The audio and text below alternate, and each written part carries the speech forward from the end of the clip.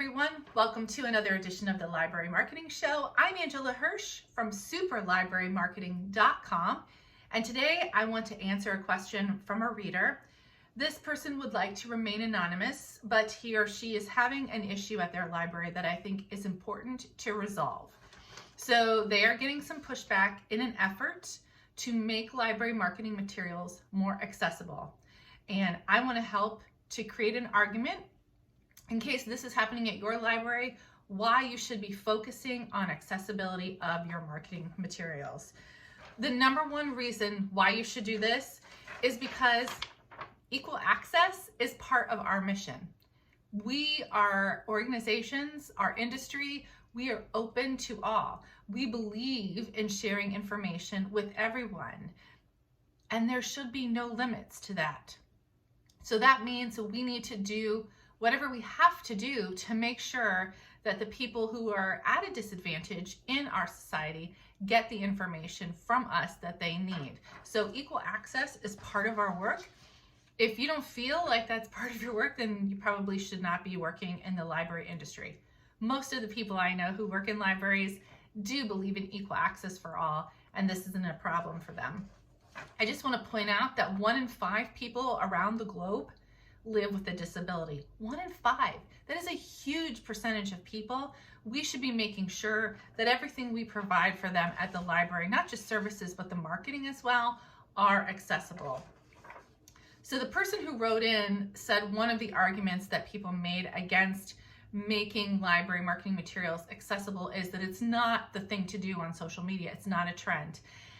And I disagree. It is a trend on social media, on websites, in buildings. We are becoming more conscious of the things that we have done, the hurdles that we have put up for people who have disabilities, and many organizations are making a concerted effort right now to remove those hurdles. And I think libraries need to do this.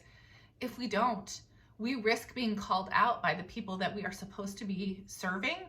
I think that's bad publicity. It's also, again, not in line with our mission. So the trend right now is to make sure social media posts have alt text, screen readers can easily interact with them, the fonts are accessible. All of these things are the trend, so I completely disagree with that. My advice to this person when I was interacting with them was to use your power. If you are a manager and your staff are resistant to making the changes necessary to make your marketing materials accessible, make it part of their personal objectives for the year. And if they don't meet those objectives, there need to be consequences. If you can get your senior staff on board and ask your senior staff to make it mandatory that everybody keep accessibility in mind, that's what you should do. Use your power. Let's get this done so that we can better serve our community. I wrote a blog post last summer about making your website and your marketing materials more accessible. It has a lot of tips and links and resources from a lot of really smart people.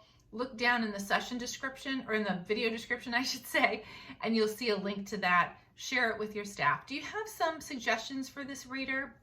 Have you implemented accessibility into your library marketing materials? Did you get any pushback? Let us know in the comments. Share your ideas and tips so we can all learn from this experience. And thank you to the reader who sent that in. You can request a topic for an upcoming episode of the Library Marketing Show, or nominate someone for kudos, either in the comments of this video or by going to Super Library Marketing and clicking on the Marketing Show tab. I want to give kudos today to the Hutchinson Public Library. We were talking the other day as part of the Library Marketing Book Club on Facebook, and one of the staffers there mentioned that she does this really simple thing that I just think is really smart.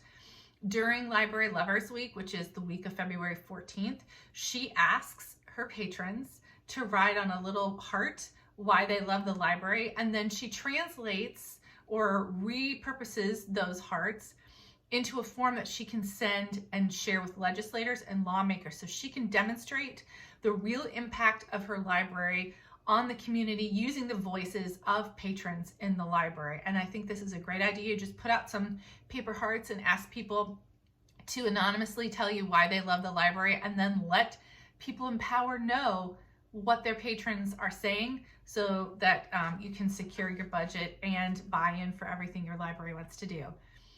Again, if you have any suggestions for an upcoming episode or kudos, go to superlibrarymarketing.com. Like and subscribe down below. That would be really great. Thank you so much for watching. I'll see you next time.